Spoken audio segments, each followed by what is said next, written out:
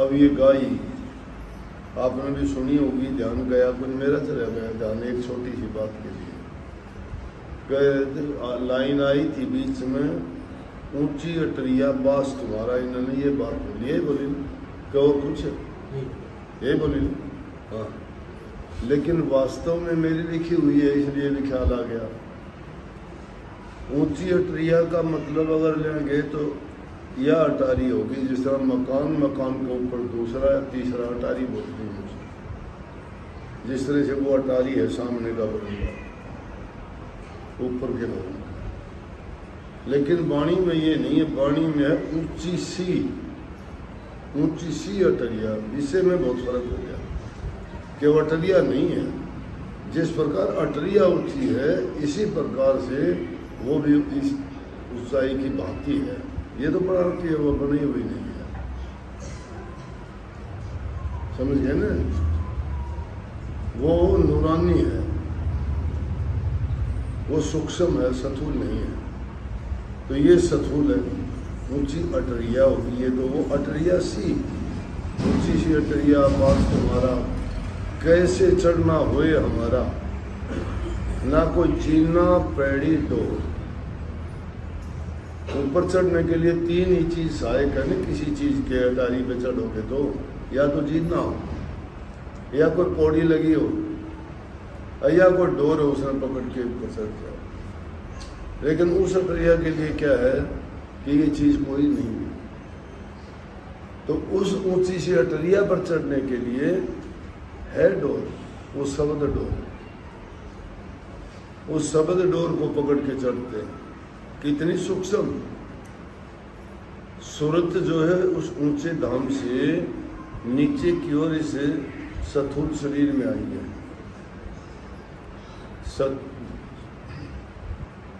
कारण शरीर से सूक्ष्म में आई, सूक्ष्म से स्थूल में आई, लेकिन शब्द से जुड़ी हुई है वो जो रूहानी मंडल है सारे।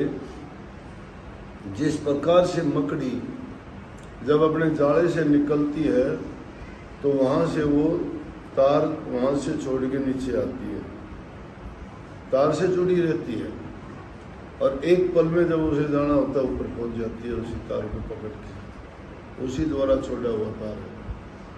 तो उसको मकर तार भी कहा है, मकर तार कर झीना रास्ता कहा है। इसी बात को कबीर साहब के टाइम में सर्वजीत नाम का एक ब्राह्मण था, नौजवान लड़का, काशी जी में पढ़ के आया,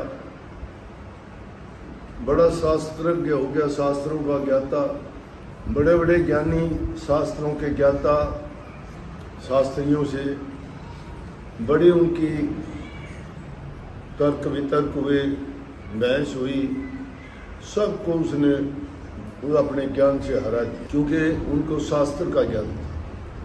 तो अपनी माँ से कहने लगे, माँ सारी दुनिया मुझे बहुत सम्मान से, बहुत इज्जत से सर्वजीत नाम से पुकारती है, आप मुझे सर्दिया कहती हो। बोला बेटा शास्त्रों के ज्ञान से कोई सर्वजीत नहीं हो जाता, तेरे पास शास्त्रों का ज्ञान है, किताबी ज्ञान है, आध्यात्मिक ज्ञान नहीं है तेरे पास। संतों वाला ज्ञान ना वैज्ञानिकों के पास है, ना इन पढ़े लिखे शास्त्रों के जानकारों के पास है। वो ज्ञान कुछ और ही है। वो ज्ञान के लिए बोला कि और ज्ञान सब ज्ञान अलीर ब्रह्म ज्ञान सो ज्ञान। जिसको ब्रह्म ज्ञान है वही ज्ञानी है। बोला कि वो कौन ब्रह्म ज्ञानी है ऐसा। तो उस समय में कबीर साहब उच्च कोटि के संत थे। वैसे तो 14वीं और 15वीं शताब्दी में अनेक संत ऐसे हुए हैं कि गुरु रामानंद के शिष्य जितने भी थे बहुत ही करनी वाले और उन्होंने बड़े ज्ञानी और ब्रह्म ज्ञान के ज्ञाता थे। क्योंकि उस टाइम में भक्ति का एक ऐसा दौर चला था कि बड़े बड़े संत उस युग ने दिए। दादू साहब तभी हुए, पलटू साहब तभी हुए, रविदास जी उसी टाइम में थे, पीपा साहब उसी टाइम में थे, चैतन्य महाप्रभु, मीराबाई, कितने, तुकाराम जी, और भी इतने संतों के नाम किन किन के बताए जाएं, बहुत उनके टाइम में थे। 40 संत तो ऐसे प्रसिद्ध थे, गुरु रामानंद के चेताए हुए, एक से बढ़ के एक था। कबीर साहब का नाम जितना ज़्यादा लिया जाता है, रविदास जी उनसे कहीं ना कहीं ऊंचे थे।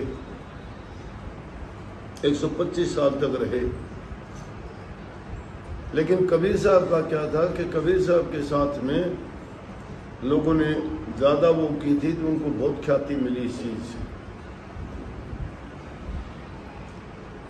तो कहने लगा अगर ये बात है तो मैं जाता हूँ और मैं आपको दिखा दूंगा आपके में सर्वजीत। बोले ठीक, मान जाऊंगी मैं भी, अगर ऐसा कर देगा तो मैं भी अपने आप को धन्य मानूंगी कि मैंने एक ऐसे पुत्र को पैदा किया है जो बड़ा ज्ञानी ध्यानी है। तैयारी कर ली उसने। अब संतों ने क्या तैयारी करनी हो, अनुभव का ज्ञान होता है। किताबी ज्ञान चुनभव होता है, गिनी चुनी बात होती है। हम वर्गी कोई बात याद कर ली, कबीर साहब की कर ली, नानक साहब की कर ली, पलटू साहब की कर ली, साखी याद कर ली, कोई किसी भगत के साथ कोई घटना बीती वो याद कर ली, वो सुना दी। वो क्या चुनी हुई बातें, चुनी हुई है, हमारा उनमें क्या लेना देना है। वो तो ऐसा है कि इंसान कोई चीज़ खा के उल्टी कर दे, हमने वो सीख ली जबान और वो जबान से उल्टी कर दी। तो ये अनुभव ज्ञान होता है संतों के पास, चुनभव ज्ञान नहीं। चुनभव ज्ञान होगा वो प्रमाण किताबों के देगा, अनुभव ज्ञान होगा वो साबित कर देगा उसी जगह पर, उसको कोई प्रमाण की जरूरत नहीं। प्रत्यक्ष को प्रमाण की जरूरत नहीं होती, अप्रत्यक्ष प्रमाण चाहता है। गए जाने से पहले उस टाइम में सामान बैलों के ऊपर लाते थे, बैल गाड़ियां भी कम होती थी। बैलों पर, घोड़ों पर, खच्चरों और गजों पर ये सामान ढोने का काम करते थे, जो जहाँ सुलभ होता उसी चीज़ पे। तो उस टाइम में काशी में आसपास में ऐसे इलाके थे, बैलों पर सामान लाते थे।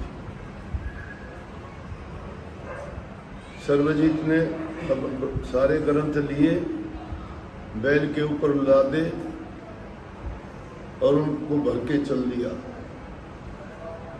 काशी जी में कबीर चौरा में कबीर साहब रहते थे, थोड़ी दूरी पर रविदास जी का भी वहाँ है, मुझे भी टाइम मिला देखने के लिए। ऐसी जगह जब मैं जाता हूँ तो महापुरुषों के जहाँ चरण टिके होते हैं या विराजे थे, तो मैं उस जगह के दर्शन जरूर करना जाता हूँ। मैंने और रविदास जी की भी जगह देखी, कबीर साहब जी की भी देखी, मथुरा में कृष्ण जी को जिस जेल में रखा गया वो भी मैंने देखी। तो इस तरह वाली जगह महापुरुषों ने जहाँ तप किया हो, करनी की हो, भक्ति की हो, उस जगह पर अगर जाओगे तो आपको बड़ा लाभ मिलता है। वहाँ का शुद्ध वातावरण आदमी के दिमाग को और विचारों को बदल देता है, और सारा का सारा जीवन इंसान के विचारों से ही चलता है। जिस इंसान के विचार खराब हो जाते हैं उसके लिए कोई ज्ञान, कोई ध्यान, कोई संत, कोई फकीर, कोई मौला, कोई पीर, कोई उसके लिए कुछ नहीं है। उसके एक अलग प्रकार की दुनिया हो जाती है जो अपने स्वार्थ के सिवाय दूसरी चीज़ उसको नज़र नहीं आती। जैसे आम बोलचाल में हम कह देते हैं ना कि सामने के अंधे को हरा दिखाई देता है। हरा दिखाई क्यों देता है कि सामने तो उसने देख लिया और उसके बाद उसकी दोनों आंखें फूट गई तो उसकी तरफ से तो हरा ही हरा है। जैसे यहाँ तो धूप निकली हुई है और तुम चश्मा चढ़ा लोगे तो आपको कैसा दिखाई, धूप नहीं दिखाई देगी। आंखों को भी धोखा देते हैं। कहते तो हैं कि भाई सूरज की किरणों से बचाते हैं, गर्मी से बचाते हैं, लेकिन इन आँखों को धूप नजर नहीं आती, इनको छांव नजर आती है।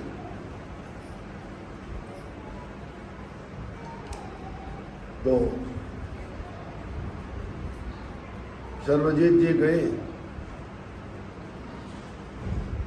बैल को लाद के और कबीर चौरा में पहुंचे जहाँ कबीर साहब विराजते थे। गढ़ी में उनकी चेली कहो लड़की कहो, इस बारे में विरोधाभास। कमाली, अब कमाली अपने आप को बेटी भी कहते, संतों को सभी बेटी कहती हैं लड़कियां, पिताजी कहते हैं, गुरु मानते हैं, पिता मानते हैं। तो कमाली उनको पिताजी कहती थी कबीर साहब। मिली भी कैसे थी, सुनी हुई बात है, मुझे प्रमाणिक बात का नहीं पता कि उसका कमाली नाम क्यों पड़ा। कुछ तो कहते हैं कि कबीर साहब की लड़की थी वो। लड़की तो सभी होती हैं, लेकिन वो एक अलग बात है। कहते हैं कि एक बार दरिया में बही जा रही थी, कपड़ों में लिपटी हुई। कबीर साहब वहाँ स्नान करने के लिए गए थे, सेवक थे। बोले रे क्या जा रहा है ये, उसको बाहर निकाल के लाए तो देखते हैं तो उसके अंदर तो लिपटी हुई लड़की है। बोला वाह भाई वाह, ये तो कमाल नहीं होगी। उस टाइम से कहते कमाली नाम हो गया उसका, कि कमाली होगी भैया। तो कि इतने उसमें भी जिंदा पानी में कहीं डूबी नहीं। अब भी हम बच्चों के कईयों के नाम नहीं रखते, कहीं किसी का मीरा नाम रख दिया, उसका नाम मीरा तो नहीं है। किसी का सजो रख दिया, उसे जो तो नहीं है। तो इस तरह से हो सकता है कबीर साहब ने उनके नाम रख दिया, उसका नाम कमाल रख दिया, उसकी कमाली। उनके शिष्य थे। अब ऐसा कोई प्रमाण नहीं हम कह सकते या मान सकते, लेकिन उनके बच्चा बच्ची ही थे। परंतु जो मेन बात है उसकी ओर लेके जाता हूँ। जब सर्वजीत बैल लेके पहुंचा तो गली में वो लड़की मिल गई, कमाली। अब लड़की से जब पूछा कि कबीर साहब का घर कौन सा है, कबीर का घर कहाँ है, अपने एक कहावत है, बोला भाई डूम की रोएगी तो सुर में रोएगी। और संत क्या कहते हैं, संत कहते हैं कि संतों की कुत्ती बली और साकेत की भली ने माँ, वो नहीं तारी कथा सुनर वो चुगली करने जा। कि संतों की तो कुत्ती भी होगी ना, वो भी कुछ ना कुछ धर्म की, अच्छे कर्म की, भक्ति की लाइन की ही काम करेगी वो। तो जब कमाली से पूछा गया आखिर संत के घर की थी, आप भी सोचते हो यहाँ जो रहने वाले दरबार में, कह रहे भाई तू तो गुरु के पास रहता है, दरबार में रहता है, तेरे पर तो हमेशा कृपा दृष्टि बरसती है, तू आशीर्वाद लेता है, दर्शन करता है, ध्यान में बैठता है, आरती विनती करता है, रोजाना सत्संग सुनता है, तू भी भाई बहुत अच्छा है, तेरे कर्म अच्छे हैं, तने भी कमाई कर रखी है, तेरे दर्शन से भी शांति मिलती है। कहते हैं कि नहीं कहते? कहते हैं ना। तो जब कमाली वहाँ मिली और कमाली से पूछा कि कबीर का घर कहाँ है, तो उसने बड़ा अच्छा उत्तर दिया। उसने अपनी भाषा में दिया, और उसने संतों वाली भाषा में उत्तर दिया। देख लिया ये किताब इसमें बैठ पे लाद रखी। कहने लगे ये क्या है, कबीर से मिलने आए हो? बोले कि ग्रंथ है, इनका क्या करोगे? बोले कि कबीर साहब से बहस करूँगा। और पूछते हो उसका घर? बोले हाँ। बोले कबीर का घर शिखर में, शिखर में जहां नहीं से ले ली गैल, पाँव में टिके पपील का, पंडित तू लाते बैल। पंडित जी का तो वही काम कर दिया शास्त्र। कह रहे गुरु महाराज, पंडित जी महाराज, कबीर साहब तो शिखर में रहते हैं, वहाँ कीड़ी का पैर भी नहीं टिकता, कीड़ी भी अपना पैर नहीं टेक सकती, और आप तो बैल लाद के लेके आए हो, ग्रंथों के बोझ मरते हो। मुश्किल होगी। एकदम उसके मन में ख्याल आ गया वो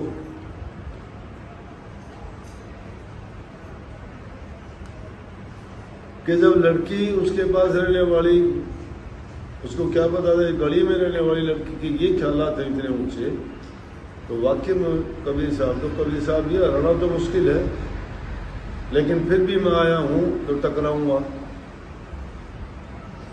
क्योंकि तर्क वितर्क करने वाला आदमी बहसबाजी किए बिना अपनी हार जीत का खेल खेलता है, लेकिन संत हार जीत नहीं मानते।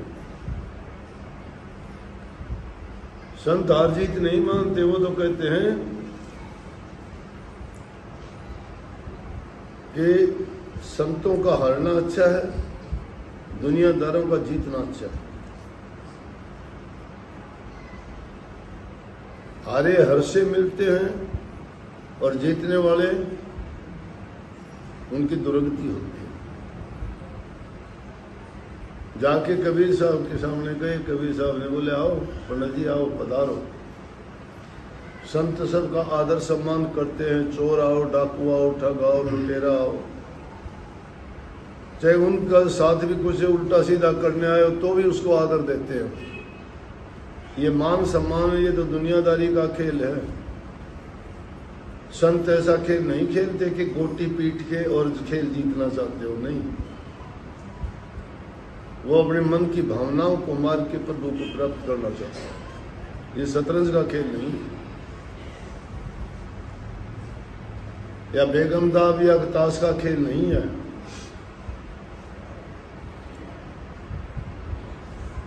बैठ के पंडित जी बोले आपसे बहस करने आया हूँ। बोले वाह, अहो भाग्य पंडित जी, मेरे से बहस, मेरा और आपका क्या मुकाबला। आप ब्राह्मण हो, जन्म से ही ब्राह्मण हो आप, पहला प्लस पॉइंट ये हो गया आपका। वैसे ही मेरे से ऊंचे हो, मैं तो नीची जाति का। दूसरा, आप शास्त्र के ज्ञाता हो। बोले मसीह कागज छुआ नहीं, कलम ले ही नहीं हाथ। मैं क्या जानता हूं, मैंने तो कभी कलम हाथ में नहीं ली, कागज और स्याही का हाथ लगाने तक का काम नहीं। मेरे से क्या बहस होगी जी, मैं तो हारा पड़ा हूं, पहले ही लिखवा लो मेरे से, क्या लिखवाओ। बोले तो लिखो। बोले हाँ लिख दो, सर्वजीत जीता और कबीर हारा। बोला लिख दिया। लिख लो आप, खुद लिख के कबीर साहब बोला ये लिख दिया। कबीर हारा, सर्वजीत जीता। कुछ होके कागज जेब में डाल के चल दिया। तो जब किसी आदमी की अपनी तमन्ना पूरी हो जाती है, भूखे आदमी ने, गरीब आदमी को नोट मिल जाए थोड़े बहुत, फिर कितनी बार गिनेगा, उन्हें गिनेगा फिर गाल लेगा, थोड़ी देर में फिर गिनेगा फिर गाल लेगा। वो उतने से बड़े को नहीं, लेकिन क्योंकि उसने बेचारा ने मिले हैं तो उसका जी खुश हो से उन्हें देख के गिनती हो से नहीं इस तरह। तो राह में गया, कागज के ले, माना जाके दिखाऊंगा कि वो देख, ये देख आप मुझे कहा करती ने, खुदरा कबीर भी हरा दिया। देखा पढ़ के लिख रहा क्या, सर्वजीत हारा कबीर जीत गया। गाड़ी दी, वो तेरा सत्यानाश हो जा, धोखा कर गया। देख मेरे बड़े ने कितना धोखा कराया, कागज पर न्यू लिख दिया सर्वजीत हारा, मेरी तो बेइज्जती करवा दिया। उल्टा फिर गया गुस्से में, जाके बोला कबीर साहब मैंने बेरा था, इतना मीठा बोले था कि तू मेरे साथ ऐसा धोखा करेगा। बोला भाई क्या धोखा कर दिया। बोला और क्या करेगा इससे ज्यादा। उन्हें लिख दिया कि सर्वजीत हारा। भाई मैंने यूँ कौन लिखा, मैंने लिखा था सर्वजीत जीता कबीर हारा। बोला नहीं, बोला तो भाई तू लिख ले। सर्वजीत ने खुद लिखा, सर्वजीत जीता कबीर हारा। बोला दस्तक कर, बोला ये ले, कर दिए। लेके चला, आगे जाके देखा फिर बदला पाया। ये तो भाई कमाल हो गया, तो कोई जादूगरी है उसमें। जाके पैर पकड़ दिया, बोला माफ कर दो मुझे। बोला भाई क्या बात है, बोला बात के मैं लिख के खुद अपना हाथ ही लिख के चला, वो जब बदल लिया तो आपके पास जो शक्ति है वो इन ग्रंथों ने कहा।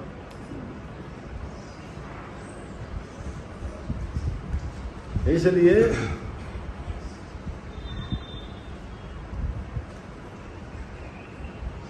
कहीं के संत तो हारे भले जीतन दे संसार, संत तो हारे भले जीतन दे संसार, हारे तो हर से मिले और जीते जम का द्वार। जो उस खेल में जीत जाता है वो तो जम का द्वार पहुंचता है, और हार जाते हैं वो हर से मिलते हैं। हारने वाले कौन होते हैं? वो हर के शिष्य होते हैं, हर की भक्ति करने वाले होते हैं। और जो हर की भक्ति करता है वो मालिक उनकी इसी तरह से संभाल करता है, जैसे कबीर साहब की सर्वजीत ने कहा कि मुझे भी वो ज्ञान बख्श दो, मुझे भी यही ज्ञान दे दो जो किताबें हैं, इनमें ये ज्ञान नहीं है।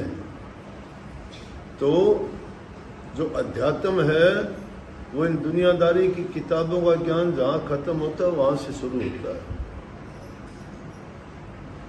सबसे बड़ा ग्रंथ इंसान की अंदर की पोथी है, उसको पढ़ो। अनेक प्रकार का मसविदा सामान उसमें इतना भरा हुआ है कि तुम्हारी सारी जिंदगी बीत जाए तो भी उसके पर वर्ग के पलटते रह जाओगे, तुम नहीं पढ़ पाओगे। और एक एक वर्कर एक एक लफ्ज हर चीज से इतना लबरेज और इतनी खूबियों से भरा है कि उनको अगर अपनाओ और संवारो ना तो समझ जाएगा।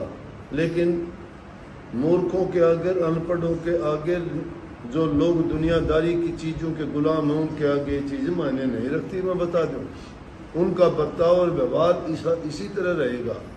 संतों के साथ हर युग में ऐसे लोगों के पाड़े यूं ही पड़ते रहे हैं, वो अपनी मूर्खता जताते रहे हैं और संत उनको हमेशा जिताते रहे हैं। संत जिताते रहे हैं, कोई सत्ता के अहंकार में, कोई बुद्धि के अहंकार में, कोई धन के अहंकार में, कोई ऊंचे कुल जाति के अहंकार में। ये चीजें मांगे से नहीं मिलती, भीख नहीं है ये। जो भक्ति की करनी कर लेता है वो समझ जाता है कि दुनियादारी की चीज छोटे लेवल की है। ये दुनियादारी के जो आदमी ज्ञान नहीं रखते उनकी समझ है, और उनकी समझ से नहीं। इंसान को अपनी समझ से काम लेना चाहिए। तुम्हारी समझ तुम्हारे काम आएगी, दूसरा तुम्हें लाख समझाएगा नहीं मानोगे। करनी आपको वही है जो आप करोगे। दूसरा अगर समझा देगा तो बहुत अच्छा होगा। दूसरा अगर समझा देगा, आदमी के बात करने से, समझाने से विचार बदलते हैं। आज आदमी, हर एक आदमी कहते हैं हम दुखी हैं, दुख का कारण है। कहते हो हमें टेंशन है, वाकई में टेंशन है। तुम्हारी टेंशन तुमने बढ़ा ली है। जैसे एक बहुत बड़ा व्यापारी था, व्यापार करने के लिए गया, सारा व्यापार वो फिर करके सारा सामान खरीदना था वो खरीद लिया, सबका ले दे के सारा हिसाब करके घूमने निकला। कहीं एक दुकान पर देखा तो अजीब अजीब सी चीज़ें रखी थी। उसने सोचा मैं भी एक चीज़ कोई ना कोई अच्छी लगी ले ली। सजावट का एक कोई ऐसी चीज़ थी कि रखने से बड़ी सुंदर दिखाई देती थी, शीशे की, कांच की बनी थी, ले ली। किसको दूं? घर में आके सोचा कि यहाँ अच्छे रहे। नौकर को बुलाया, बहुत पुराना नौकर था। बोले कि ये ले, इसको अच्छी तरह सेफ रखना, ऐसा ना हो कि टूट जाए। ये बहुत सुंदर है, बहुत पैसे दे के आया हूँ, मुझे बहुत सुंदर लगी थी, यहाँ अच्छी लगेगी। बोला जी ठीक है। नौकर ने वो चीज़ रख दी, सजा दी। दिन बीते, कुछ दिन के बाद में उन्हें बड़े बेचारे सावधानी रखता था, सफाई करता था। एक दिन क्या हुआ कि जो ही उसकी सफाई करने लगा वो हाथ से छूट, और छूट के फर्श पे गिरा, गिरते ही उसके टुकड़े हो गए। जब उनकी खन खन की आवाज आई, वो बोले अरे क्या तोड़ दिया? नौकर कुछ नहीं, उन्हें आके देखा तो उसके टुकड़े हुए पड़े। अब इतना पुराना नौकर था, ज्यादा बुरा भला तो उसको नहीं कहा, बोला तुमने तो बहुत गलत कर दिया, इतना ही कहा। चलो वही भी की बात। नौकर आराम से रहता बेचारा, उसने सोचा कुछ नहीं कहा, भाई गलती होनी थी, होगी क्या कर, माफी मांगी, गलती होगी, बड़ी सावधानी से रखता था, गलती होगी क्या कर। वो गलती कह के मान लिया, वो उससे बरी हो गया। लेकिन जो मालिक था, जो उसको लेके आया था इतने चाव से, इतने प्यार से, इतने पैसे देके, उस आदमी को टेंशन आ, ये बहुत गलत करे इस नौकर ने, इतनी प्यारी चीज इसे तोड़ दी, दोबारा मिलनी मुश्किल है। रात को नींद आनी बंद हो, खाना खाने में भी उसको चैन नहीं, आराम। एक दिन बीते, 2 दिन बीते, रात के टाइम एक दिन करने लगा, चलो इसको बेवकूफ को दोबारा कहूँगा। समझ आ गई, जाके देखता है नौकर खराड़े मार के सोता। बोले मुझे दिन में खाना नहीं खाता, रात में मैं सोता नहीं हूँ, और जिसने कसूर किया वो आराम से सोता। बहुत बोले, नहीं बोले। सुबह को जो उठा बोले यहाँ, बोला तुझे पता है? बोला जी क्या? बोला वो तूने 100 पीस तोड़ दिया, कितना अच्छा था? बोला जी बहुत अच्छा। कितना कीमती था? बोला जी बहुत कीमती।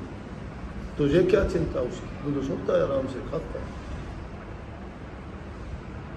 बोले हाँ, तुझे चिंता नहीं ना उसकी? बोला नहीं, गलती तो, लेकिन बेवकूफ सारी जिंदगी बीत गई, मैंने तेरे को कुछ नहीं दिया था, और वो तोहफा मैं तेरे लिए ले आया था, मैं तेरे लिए ले आया था, और तुझे देता मैं, लेकिन मैं क्या करूं, तूने तोड़ ही दिया, अब क्या करूं? वो बात कहने के बाद अगले दिन वो व्यापारी था, आराम से सो भी गया, रोटी भी खाई, लेकिन नौकर बेचैन कि मेरी हाय किस्मत देखो, पूरी जिंदगी में एक तोहफा लाया, इतना सुंदर तोहफा था, वो गया। दिन में बेचारा काम करता, रात की नींद गई। काम करते करते हुए भी उल्टे सीधे काम करने लग गया। बोले जब भी वो, सुबह जब भी वो, याद रहे। कहने का तात्पर्य क्या है? दुख कहाँ हुई, चिंता कहाँ हुई? चिंता डाइवर्ट कर दी, चिंता ख्यालात की थी, चिंता अपनेपन की थी। नुकसान तो हमसे भी होता है और किसी और से भी होता है। इसलिए जब अपने विचार और ख्यालात हम किसी के साथ साझा करते हैं और उससे कहते हैं, तो यूँ समझो कि तुम अपना वजन हल्का कर देते। इसीलिए तो अगर कोई मर जाता है, देते हैं लोग जाके उसके घर में, जिसको रोना नहीं आता ना, वो भी बुरा मुंह करके रोने का बहाना करता है, रोने का, कि दुख मुझे भी है, रोते हैं वो, इसलिए रोते, उसका दुख बता देते हैं, डाइवर्ट कर देते हैं, उसको हल्का कर देते हैं। सोच हमारी इसी प्रकार से अच्छी होनी चाहिए, विचार अच्छे होने चाहिए। जो इंसान विचारों से गिर जाता है ना, वो जिंदगी में उठता नहीं है कभी भी। अगर लोभ में गिर गया तो लोभी हो जाएगा, वो लालच में गिर गया लालची हो जाएगा, अगर वो चोर चक्का हो गया चोरी और इन बुरी चीज़ों में पड़ जाएगा, अगर वो ठगी वगी करता है तो इन चीज़ों में पड़ जाएगा, रिश्वतखोर चाहे घर भर जाओ नोटों का, लेकिन फिर भी उसे मैल में हाथ डालता ही रहेगा, उसका भरता नहीं है कभी। संतों की शिक्षा है कि मालिक की रजा में राजी रह के संतोष करो, लेकिन अपना काम और मेहनत करो, सच्चाई के साथ करो। तुमसे धोखा करने वाला, तुम्हारा बुरा करने वाला या तुम्हारा बुरा सोचने वाला, वो अपने कर्म का फल पाएगा, तुम अपने कर्म का फल पाओगे। ये चिंता ना किया करो, लेकिन किसी चीज़ का अहंकार अभिमान ना करो। जैसे भी हो, इंसान की कदर करना जानो। निभाना सोचो, हर चीज को निभाने की कोशिश करो। निभाने से ही ने बढ़ता है, ने बिना निभाए ने नहीं चलता। इसलिए वाणी को शुद्ध करके, या आपकी गलती नहीं है, आपने तो सही मानना है उसको, लेकिन कई छोटी छोटी बात होती है। अब मैं बताया करता हूँ, कबीर साहब की वाणी है, वो शब्द एक शब्द तेरा दर्द अनूठा रे, हारे कोई जाने बिरला साध, शब्द तेरा दर्द अनूठा रे।